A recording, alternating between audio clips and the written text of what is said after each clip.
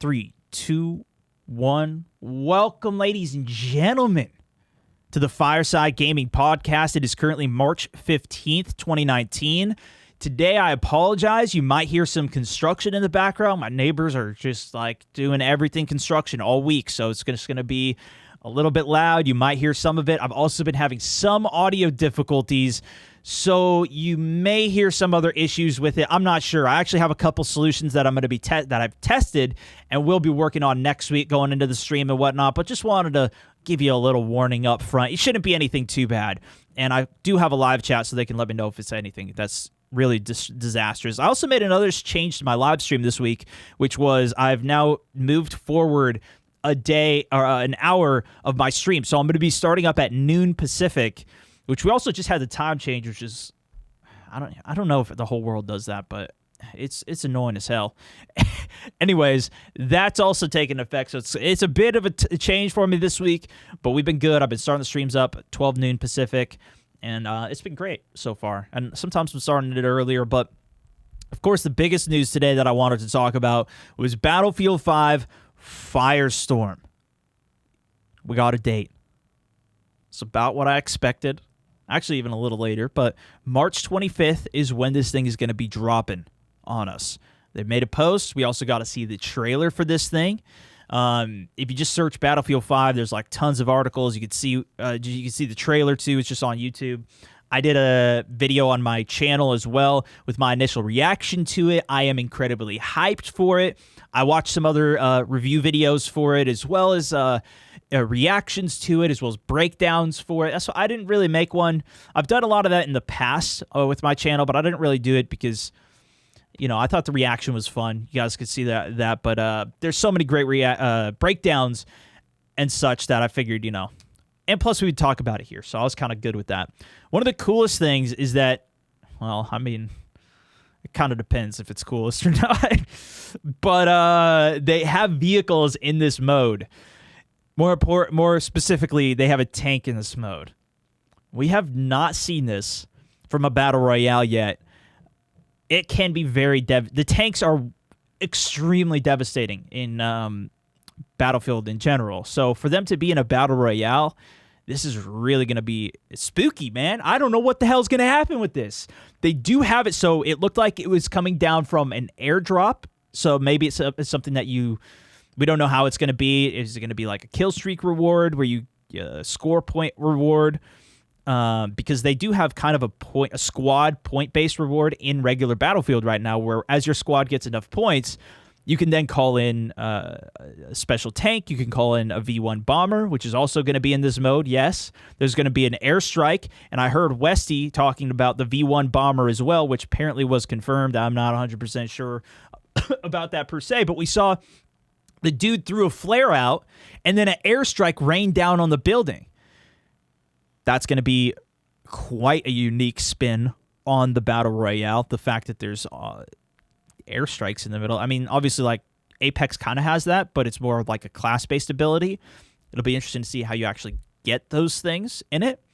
But really interesting take. I think the most unique take, and you guys have heard me talk about this a lot over the past few months with the hype and the build-up to this of what I've been expecting and such, is the destructible environment. This is the thing that makes Battlefield so awesome. If somebody's camping inside of a building, you don't have to push a doorway, or they can't hide behind a little door. You just frag the building, and the whole building just comes down. Or the whole wall, the whole doorway, the whole everything, not just like the window or the door, the whole entire wall goes down. That is destructible environment in Battlefield. And from the trailer, we saw the building that they were hiding in just crumble, as we've seen in Battlefield. That is like, it's so exciting for me, especially like if they do have RPGs or something, some way to blow walls down, or maybe it's not RPG specific, but like a type of launcher. You know what I mean? They're also going to have like a vehicle, like a tractor, with a towable item. We've seen this in the regular Battlefield game as well, and it's like a tank cannon type launcher, a giant ground launcher that was blasting down the walls.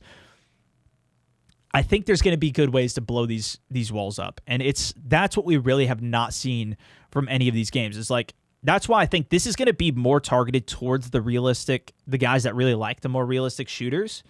It's not going to be a realistic like Arma experience or PUBG experience, because there's going to be hit markers, most likely. That's Battlefield. Unless they make like a hardcore mode, which really could then start competing with some of the more hardcore shooters. But I'm doubtful on that. We'll see. But destructible environment is gonna make this a huge change. The fact that this is like more, because that's realistic, right? That's much more realistic. It takes you into, even more so than hit markers, is like somebody's hiding inside a building, you just tear the wall down.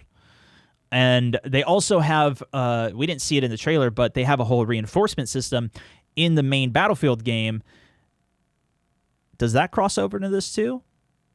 I'm intrigued. In terms of the destructible environment too, actually, somebody was mentioning this in the comments that was asking questions for today too, was they think that the destructible environment's going to spread out.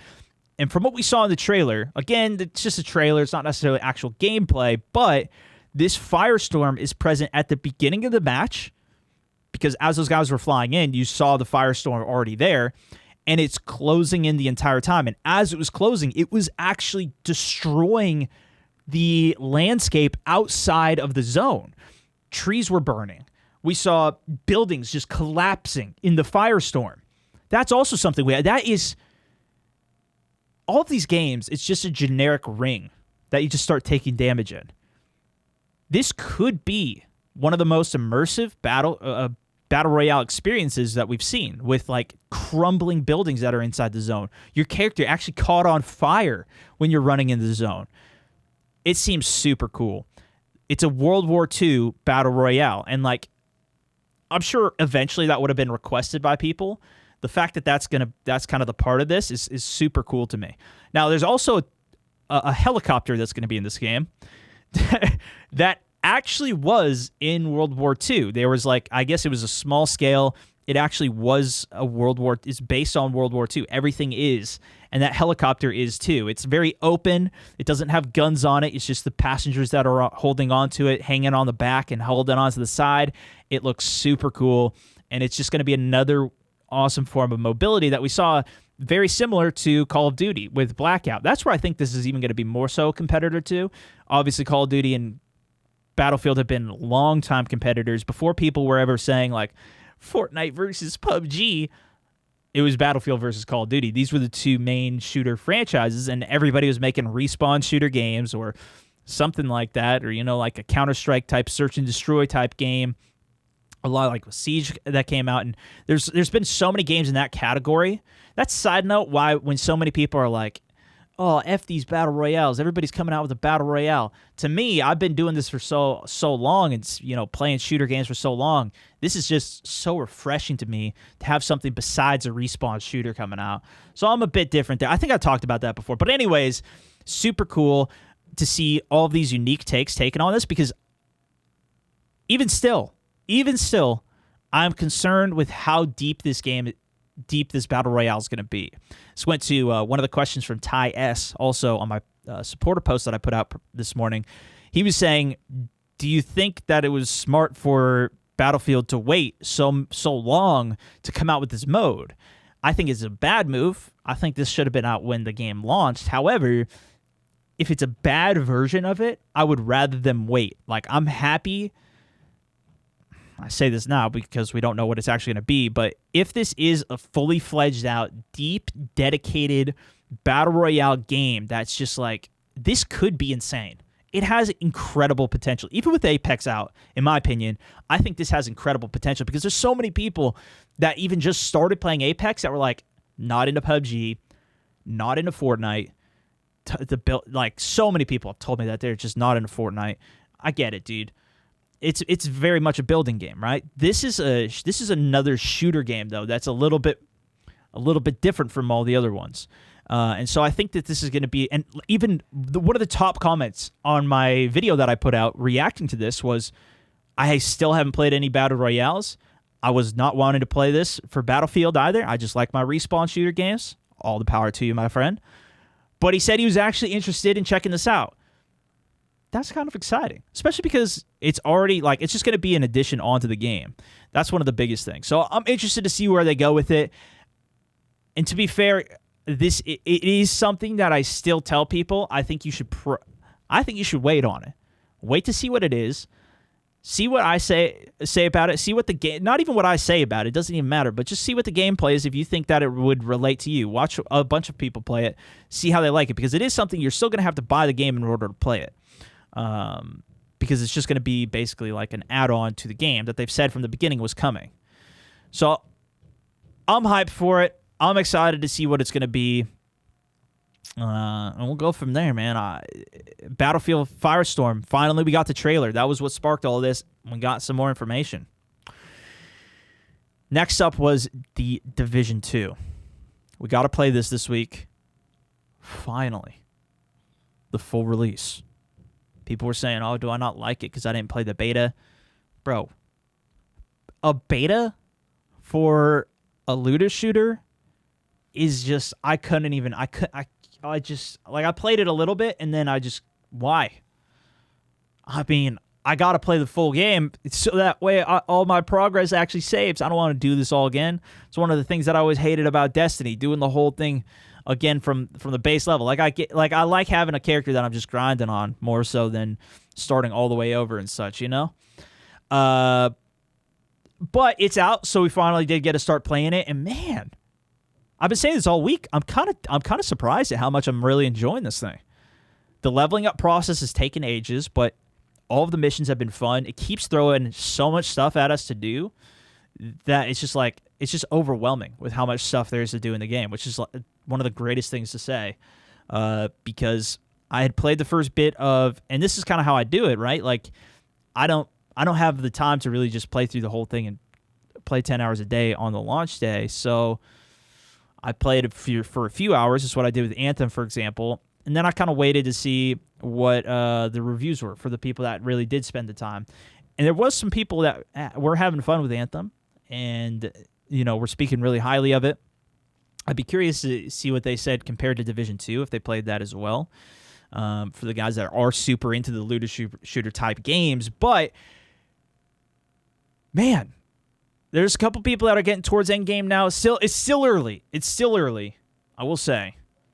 But I was having a bunch of fun with it. And I will say, too, like, I liked Anthem, personally. I thought that the gameplay feel of it was super dope. But from what I've heard about the end game, it's just not worth it right now. So I'm kind of waiting for more cool stuff to come out at the end game to make it worth it for me to go back onto Anthem and spend the time, because it's also not really my main stream game. So I'd have to do a lot of it off stream or just as like a side end stream. And I've been more compelled to play D2, to be honest. I mean, obviously it's a lot more fresh. It's a lot more new lately. But the whole looting process, getting the gear, the mod system, the changes that they made from the first one have been great. This actually kind of stems into a question that Rain D had asked. Wait. Oh, no, Dallas. Rain asked another question I'll get to. Dallas O asked, what did I think about this being like the same game as Division 1? And I talked about this earlier in the week, too. It's Division 2. So all the people that are saying, like, oh, this is the same as the first one, this is DLC of the first one. Yeah, that's what it is. Like, it's like a full, obviously they made it's a huge expansion on it, right? That's what they spent the last few years building upon. The game came out like 3 years ago. But I would rather them, I mean, I don't know. I think it'd be great if there was a way that they didn't have to buy the whole game again, because it is an expensive-ass game. But, it's that's what I expect, Like, if they're changing the IP and starting over again, that's even worse. Like, the fact that they can just expand on that's what we've seen, because Anthem is a new title. It is a new entry into the franchise, so it is something that's like, okay, they got to hit all these road bumps by themselves here and figure out what everybody hates that Destiny's already been through. Destiny 2 seems to still be thriving from people that I've seen. I posted out a tweet, what are you guys playing this weekend? People replying with Destiny 2. I think they might have come out with something new recently. I'm not even completely up to date on it, but that's what's exciting about it. To me, at least, like, is that it is a huge update for it. a game that already we already have the storyline there. They're developing on it. They already have the mechanics of the armor, the loot system, the enemy types, and they can expand on all of it. The question is, though, right? The biggest question with any of these types of games is, how is the end game? Is it fun to keep on playing, keep on grinding, to complete bigger challenges? That's what is going to be really interesting, because this game actually does have end game raids to it. This has giant 8-man raids, which is something that I don't think, not that I've played at least, seen on console shooter or like this type of game. Although I didn't play Borderlands, I know people speak really highly of Borderlands. I don't know if they had raids and whatnot on that too, but I'm sure I'll figure that out. People will tell me. Anyways, that's what's really intriguing, is how is the end game going to be? How much content is there going to be at the end game once you actually get there? Because like going through it, leveling up, obviously there's tons of abilities to unlock. There's always so much stuff to do. It's fun. They have the experience, but how's the end game experience? That's what I'm really waiting to see, and that's what we'll have to see. And that goes more to what Rain was saying. He asked, will I be playing more of Division 2 on the stream in particular? I've had a ton of fun doing it. I've been playing with my buddies. We've been playing through some of that. I've had a ton of fun playing it. I don't know if we keep playing it. If we get to endgame, like, I would love to get to Division 2 endgame and do the raid on stream. I would love to do that. We'll see. We'll see how it goes, and we'll see how, like, after that, because that's what I did with Destiny as well. Did the raid, but then after that is like, okay, nothing to do now, and then I just never went back to it because there were so many other new exciting things out. I know a lot of people, though, are still big into it, so we'll see if it keeps me personally, but that's kind of where I'm at with it, just as an update. Of course, though, we're still sticking with our big main game, Apex. It's been a lot of fun. They've hit a couple rocks, though, in this little road that they've been going on. There's a bunch. I think I even talked about this last week.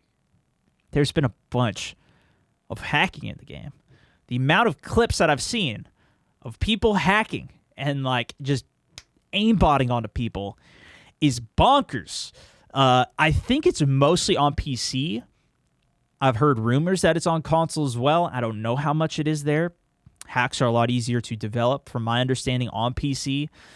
But they banned 350,000 accounts on Apex Legends. And funny enough, they also got a nice boost of 350,000 new accounts the next day. So game's still growing. That's exciting to see. No, I don't know. I don't actually know about that. But yeah, that's the problem with this type of game, right? This is why it's something that I don't typically complain a lot about, because there's literally nothing. I mean, it sucks. It obviously really sucks when you die to somebody that's hacking or something like that happens, but they literally can just keep making new accounts because it's a free game. That is the core problem with a free game, is that there's going to be people that hack and then they get banned and then they just create a new account. Hopefully it's boring enough that they just stop, or, you know, if they're going to do it on a main account that has a bunch of skins and stuff they unlocked, well, now that's gone. So, you know, you're not going to be able to get that back. And maybe by having like an actual season pass that they're working on progressing, and then if they progress it, if it's got really good rewards with it, then it's like, okay, well, I've got a good account. I should not hack because I don't want to get the account banned. Like, personally, I really hate hacking.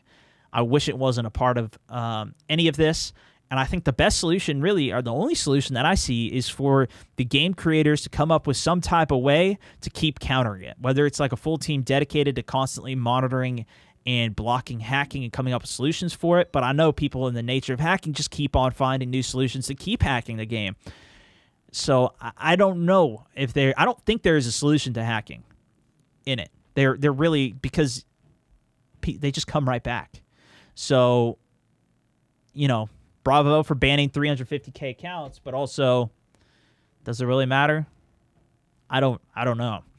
On a similar note, not necessarily hacking, but there was actually an exploit in the Origin store this week that was allowing people, they haven't talked about this. This is just what I've heard online, and so I mean I don't completely know. It sounded legit because people even in my chat were saying, "Hey, have you heard about this Origin exploit where you can get free Apex coins?" I just stay away from all that because I don't want people to scam me or hack me or anything like that. So that's what I always advise as well. Plus, your account could get banned for doing exploits and whatnot. Obviously, I've risked that a few times with some of the flying glitches in the game, but we don't need to talk about that or put that out there into the world. The Origin Store exploit, though, was basically it gave people 1,000 Apex coins and a skin for the Flatline, from my understanding, from what I've read. I don't know how they did it. I don't know what they did for it. Apparently, it's been fixed now. But this potentially is a reason that the Season Pass was delayed. If you guys saw, I think it was on Tuesday, they actually made a post on their Origin. The Origin Store is the PC store for EA's games, which is where Apex is found. And on the store, they actually posted a banner that said, that had Octane on it, one of the new characters we had talked about. And it showed him and like the Season Pass. And I think it said that the game, it was going to be 950 coins for it. This was like all posted on their actual store. They very quickly took it down. But in response to that, they also put out a post that we had talked about, which was, "Hey guys, Season Pass doesn't come out today." We had also heard rumors earlier in the week that it was Tuesday that it was coming out too. And the theory is that because of this exploit, where people are getting a bunch of free coins, they decided to delay it so they could hopefully take the coins away and fix all those people's accounts who did it and whatnot. And then, I mean, I don't think they should be banned for it, but I think, you could take the coins away. That would probably be fine unless they already spent. I don't know how they fix that. I don't know. But that was maybe a reason why it was delayed. Or I've heard other people saying that maybe it was delayed because the game got way more attention than they originally thought, and they wanted to really step the Season Pass up and deliver more with it than just what the basics were of whatever they were going to provide. So we'll see where it goes. The last that I've heard about it is that it's still a TBD on the release date. We've also seen, I don't know if it was leaked or if it was official, but there was an image of the L-Star, which is an LMG from Titanfall, that's going to be coming to the game soon. That's really intriguing. I'm hoping that we can, continue to see new guns. To me, if they dropped 2 new characters, they dropped a new gun, challenges alongside their battle pass that are actually good. One of the biggest things that I hated about PUBG's iteration with their battle pass, at least on PC, apparently people really like the one on mobile, although I didn't get too deep into the one that I was doing on it, just because other things kind of came up. I haven't had a chance to play PUBG Mobile too much lately, mostly when I travel, but, still got a game, baby, is that, like, they had stupid challenges on it. One of the challenges on PUBG was literally drive your car into the red zone and sit there standing still. What? I never even completed it. I couldn't even bring myself to do another one was to just shoot 300 bullets. I don't know. I couldn't do it. I gave up on it pretty quickly. But I'm hoping that these are fun challenges to do. To be fair though, I'm just not that super into, like, even the Fortnite challenges. I didn't really do a lot of those. Some of those were pretty fun, like trying to follow the map, trying to figure out, like, knowing where map locations were, as well as getting kills in specific places. I like that because then it gives me a reason to go to some of these other places that I don't typically go. I'm hoping they have challenges with it though, and that it's a really cool season pass. If they even added emotes into the game with the season pass, that would be top notch. And I think this is really going to set the pace for what the rest of the seasons that we can expect from Apex. Obviously, I think they're going to keep reiterating, adding more things into it as the seasons go. This is just their first one, but I think this is going to be a good indicator for them, for us, I guess, to see what the seasons are going to look like. And if it is, well, I think 950 coins is like $10. Maybe you get a deal. Maybe it's like $8 or something. That's pretty reasonable to me, depending on how much content it is for a free game. Like, if you don't want to necessarily buy a whole bunch of Apex packs, and just want to get, the season pass, if you get enough rewards from it, that could be really cool. And then it makes it a lot more fun as you're playing to work towards challenges to complete, as well as, you know, get some cool stuff alongside it without having to drop a bunch of money. It sounds exciting to me. On the gaming side, or on the streaming side of things, we also had Facebook Gaming, which is where I do a lot of my streaming. They announced this week that they're actually creating a separate tab for gaming, not necessarily even just streaming, but just gaming content. And I posted about this, and people were saying, "Hell yeah! I've already had it for a few weeks. Only thing I use on Facebook. Don't even have to look at your friends' feed anymore." Haha, suckers. Yeah, that sounds pretty cool to me, at least. This is something that there is a Facebook Gaming tab that's like buried in the settings, like for certain. Not everybody has it, but they're slowly kind of rolling it out. They're starting to roll it out this week. It's a separate tab with the Facebook Gaming logo or icon on it, and it just curates, like, you know, whatever games you like. It'll curate content for you on that game. It'll show streamers. There's even a streamer tab on it. It's super cool, and it's something that, you know, I love all the streaming platforms. Personally, I don't use all of them, but I use quite a few of them to see content. I'm just a fan of the content as much as I like creating it, although I don't have a lot of time to really do a lot of it and watch a lot of it, but it is really fun to see it, and this is super cool. I think I'm really hoping that it's something that's positive for gaming. Is something I've been pushing for a long time. I know a lot of people have wanted to see a better way to showcase it, and I think that this is like the first iteration of it, and I'm really hoping that they continue to listen to feedback on it and make it even better for the actual creators on the platform. That's what I'm really hoping, and we'll see how it goes. But that's launching. It's slowly going to be rolling out. If you guys are interested in, I know I got a lot of people listening that watch my streams, so let me know how it goes. If you guys like it, if you see it, if you see me on it, you know, let me know. Send me a screenshot of it and whatnot. That'd be super cool, just to see how it is implemented if you do get it. It also kind of tied in with Shane D asked a question on my post. He said, Facebook streaming, what did I think about it as a platform? I kind of trickle in this information throughout, but, you know, I've streamed on all the different platforms before. I kind of found my home with it on Facebook. I streamed to actually all the platforms at the same time. Did that for a long time. That was a lot of fun. We would do kind of 1 day a week streams on all of them. Like I was just saying, I use all the different platforms as well. But I found a great audience there. I think that, to me, the difference with Facebook is, you know, it already has an audience. You don't need to convince anybody to use it. There's a lot of people that just tell me all the time, I'm not going to use it. And I'm like, that's cool, dog. That's why I got a bunch of content on YouTube for you. But it was the same thing. Like when I try to bring my audience from YouTube over to Twitch, people are very hesitant to move. It's difficult to pull that transition off. And that's why you see a lot of people do pull it off, but not everybody can pull it off. And, you know, I think it's definitely possible to do if you kind of figure out how you're going to strategize it and figure it out. But anyways, to me, there was already an audience there. There's already people getting featured on Ellen and going on to mainstream news shows just because they posted a video to YouTube, I mean, to Facebook, to YouTube too, but more so on Facebook. Oh, this video is going viral on Facebook. And that was just an indicator to me, like, well, why is nobody posting anything on Facebook? And so I started posting content there back in 2015. The main reason why, to fill you in, is because you can't make money off of it. You can't do ads on Facebook, at least back then. Now there's more things that have been rolled out, but that was why I started doing it, is because, you know, nobody was doing it. It was just a bunch of other pages taking a bunch of content, transferring it over to Facebook. But I was posting my content there because it wasn't about I just figured I'd just treat it as an investment. It definitely hurt my YouTube channel and all my other platforms because I'm putting out content that people are watching without watching ads. But, you know, Facebook is also, they have an ad platform that's one of the most powerful in the world as well.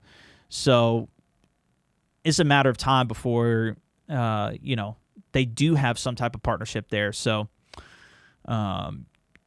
like YouTube, you can put content up and actually make something from the ad revenue from it.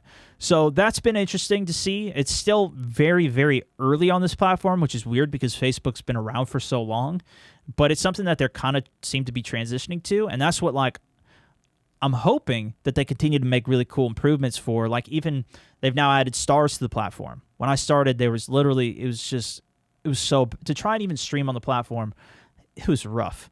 It was really rough because it was so janky. They've done so many improvements to it, but even still, it's very far behind where some of the other platforms are. But they're making good progress, so that's my hope for it. I've got a dope audience on there. It's been so much fun to do it. That's why I've been really enjoying it. And with this gaming tab launch too, it's really intriguing to me of where it's going to go. I'm going to keep posting content elsewhere too. I've been posting a lot to Instagram, to Twitter, and trying to figure out the scene. That's why I also started this podcast, trying to help keep myself diversified a bit, but we'll see where it goes. So hopefully I answered your question, Shane. Let's get into some more of the questions, though, that the audience asked. I got a few more of them here. Justine S asked one that was pretty interesting. He said, Ninja, what did I think about Ninja getting paid $1 million for his deal with Apex, which is super cool. I don't know if this is true. I think it was in like the earnings report from EA or something like that, and that's how people are figuring this out. I don't know, dude. But it's been a hot topic this week. And it's interesting, right? Apex went a very different route with their marketing this year. Instead of doing TV commercials, you know what? They might have done some. I don't actually have cable TV, so I'm not sure. But instead of doing a lot of the mainstream stuff, they kind of went with this. To me, I don't know what his actual numbers are in terms of his viewers and stuff. But to me, looking at the surface of this looks like a pretty good deal for both of them. Ninja has an audience that is so absurdly large. He has 20 million followers on YouTube, at least like 10, 15 million on Instagram, multiple million on Twitter, of course his Twitch. Like, this audience is bigger than just it's so mainstream and also so targeted to gaming. Like, think about his audience is probably like high schoolers, I would assume, maybe younger, maybe some older, that are deep into Fortnite. That's his main game, right? That's what he built all this stuff off of. And so now you're introducing to all of these. It's like one of the most targeted, rather than just putting a commercial out, which can also, I don't know how much commercials cost, but I would imagine it costs probably in that ballpark. That seems like a great deal for Apex to get in front of that many people with that much content. But it depends on, how much he's really delivering for it. So, and for me as a creator too, it gets me excited because, I think there's a ton of, and that's such a synergy too, right? He plays Battle Royale games. He probably was going to play it anyways. I would imagine Ninja was going to play it anyways. But this is just another way to help amplify it and actually cater it. So, to me, it was super cool move. And if that number is true, that's freaking insane. And Apex hit me up. I could use $1 million deal too anytime. Just give me a call. Kyle C asked the question, does being well-known affect the random squad videos? I thought this was a fun question. I think I've talked about this before too. I'm not sure. But he was saying, okay, I go into a random squad. It's different. It for sure is super different. Back when I was doing this content in Battlefield 3, Battlefield 4, almost every lobby that I went to, first off, it was different because back in the Xbox 360 days, there was a lot less filters to try and block guys like me out. So I could go in, I could force my way, literally in Battlefield, I could force my way into all chat to 12 different people across all the different squads. Imagine being in Battlefield and you could just force talk to everybody in the squad. I mean, it was amazing. I could just get random reactions from people. It was a dream. And nobody knew who I was. So the reactions were like, what the? Who the hell is? What the? You know? Now when I go into games, it's more minimal. So like in Apex, for example, there's only 2 other people. In Battlefield, there's 3 other people. And when I do it, nobody wants to talk because people don't use the in-game chat as much as they used to. At least back in 360 days, classic times, as well as some Xbox One. Sometimes it would force you to game chat too, and that was the best. But anyways, a lot of times too, people will just know who I am, or even if they don't specifically know who I am, they'll know that I'm making YouTube videos. There was to me at least, there was this golden time when they had no idea. They didn't think that like, oh, this guy's recording something for a YouTube video or Facebook video.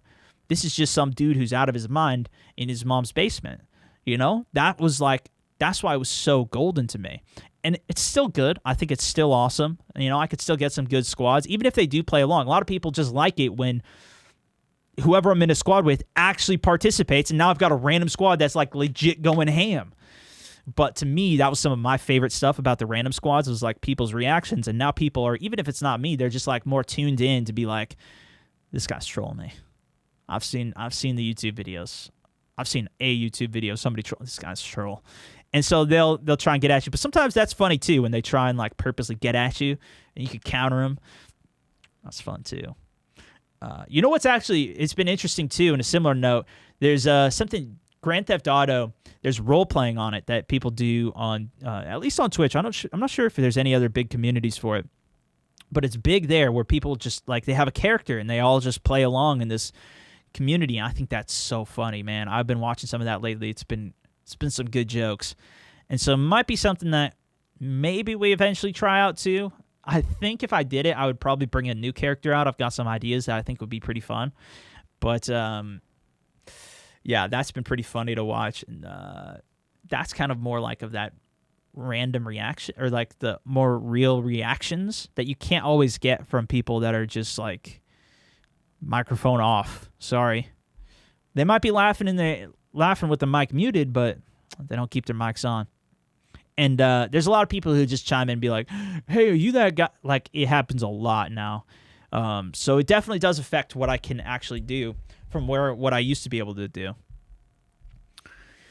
Andrew G asks a question, says, it was mostly just about VR stuff. That's just to simplify it. I had talked about it a while back. I still haven't gotten to it. Man, I've just been busy as hell trying to get everything done. I just have not had a chance to really get to it. And it is, to his point too, it is a bit off my content. I think there's some stuff that would have some good overlap with the type of content that I create, and I think I could probably do some really, really fun stuff with it and show it off. I just have not done it yet. And I also am a bit limited on my space here. For those of you guys who are watching, you can see a photo. Maybe I need to post a more recent photo of my setup to my Instagram too, but I don't have like a crazy amount of space in this room. Camera makes it look a little bigger, but you know, it's I got to figure it out. It's going to take some time, and I just have not dedicated the time to it yet. I just don't think it's necessarily worth it yet, but it's exciting, man. I love the VR stuff. I actually watched a video this week. This dude, I don't remember the name of it, so I apologize to the guy, but you guys can search it. He spent a week in VR. Just search that if you want to try and find it. This dude spent a week in VR, where day and night, or augmented reality. He had AR glasses too. But like, he would go to sleep with the VR headset on, wake up with the VR headset on, just to see what it was like living in VR, virtual reality. Nutty stuff, man. It's nutty stuff. But who knows? That might be where our future leads if this tech gets good enough, you know? And I like the VR stuff. I do have a Rift, so I've used it a few times. I'm always blown away, and I always just sit there. Like, I want to sit there for 3 hours straight, just not even doing anything, but just messing around in the world because it's so crazy. But I really haven't set it up or spent very much time on it yet. So it's something that's on my list of wanting to do, but I haven't really done yet. Jacob F asked, this is kind of similar on the lines of earlier thing. He said, how does it feel knowing that you have tons of fans? And some stuff along those lines. I don't really think it's, I mean, like, sometimes it hits me of like, yeah, there's a lot of people that follow my content. But for the most part, I just feel like, it doesn't really affect me.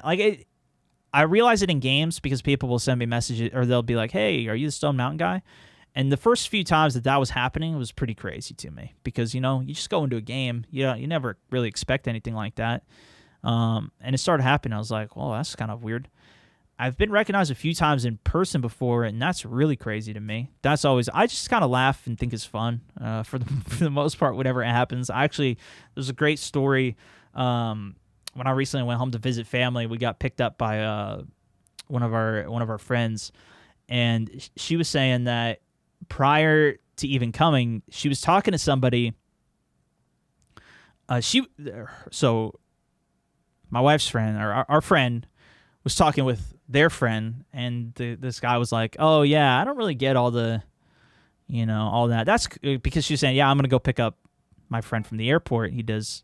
I don't know if she said, "Yeah, he does streaming and content stuff like that."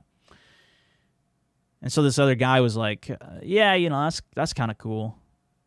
I'm not super into that, yeah, but that's cool." And then she told him who I was StoneMountain. And then apparently he was like, "What? StoneMountain? Is that?"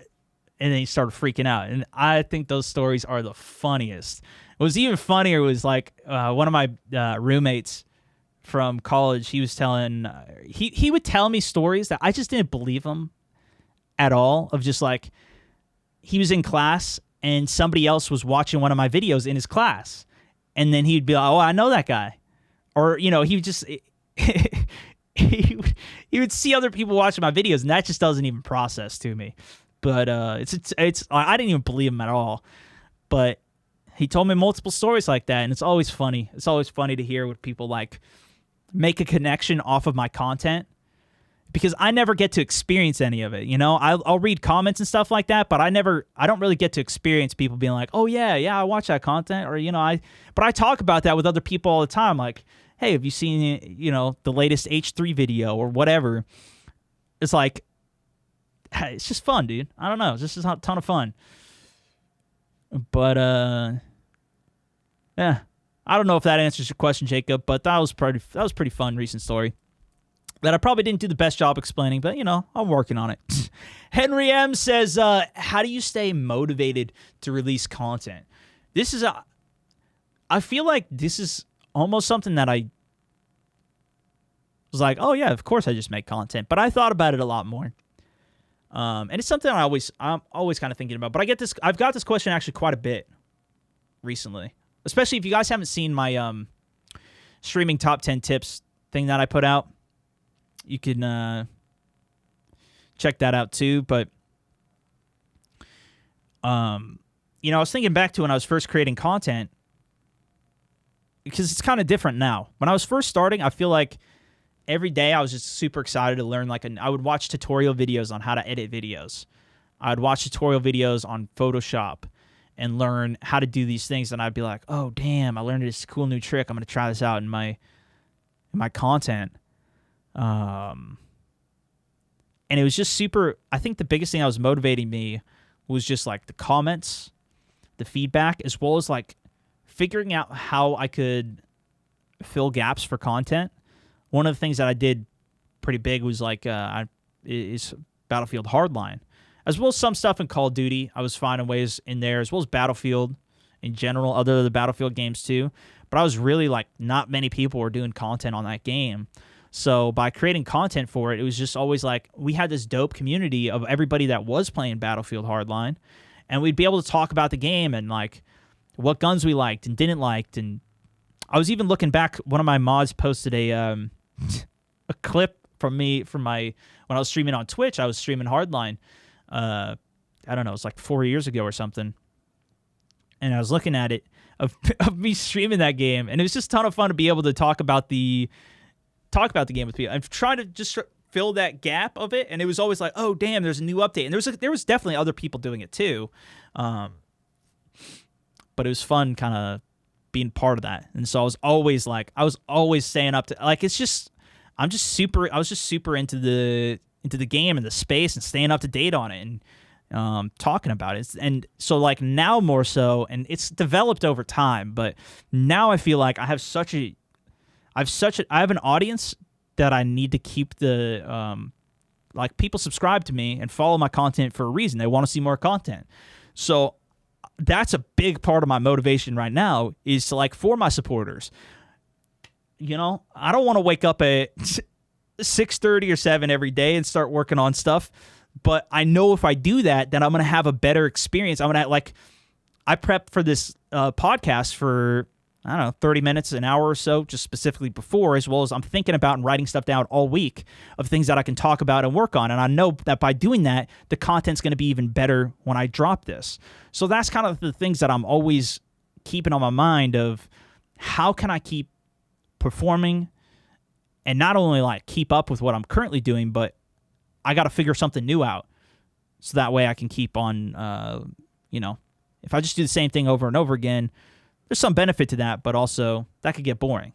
So I'm always trying to expand and figure stuff out. So that's where my motivation really lies now, more so in, like, trying to keep my audience really engaged with the content, happy with the content, and finding opportunities still. This is what I'm mostly working on, Henry. So I hope that answered all your guys' questions of what you were interested in. Not all of you guys, actually, because there was a ton of questions on the post.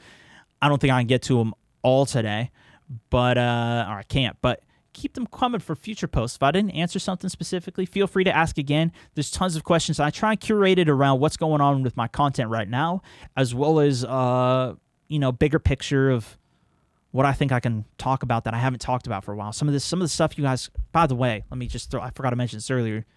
Some of the stuff you guys are asking me, I literally talked about last week. So catch up on some of the episodes. And if you want to, you can even just skip to the end when I start talking about Q&A. Like, if I'm talking about more relevant stuff at the beginning of what's happened that week, maybe just skip to the end and listen to me with some of this Q&A stuff, because this isn't quite as time-sensitive information, you know what I mean? Like, to that week, it's a little more general. Maybe that would be a good help. And how about you just listen to it every week, okay? Speaking of which, if you guys want to give it a rating over on iTunes or wherever you're listening to the podcast, it is hugely appreciated. It's one of the biggest helps that you can do. If you just take a time, click a little star button there, leave a little review. Always appreciated. And of course, check out all my social media and whatnot. You can find the main hub for it all, StoneMountain64.com, easy peasy. And that way, in case I ever get banned off everything else, you still have a place to find me. Please don't ban me, anybody. Thank you. All right, have a good night, good evening, whenever you're listening to this. If you are listening to it live with the supporters here, I'll see you guys in the stream very shortly. That's for this one. This is StoneMountain 64. Over and out.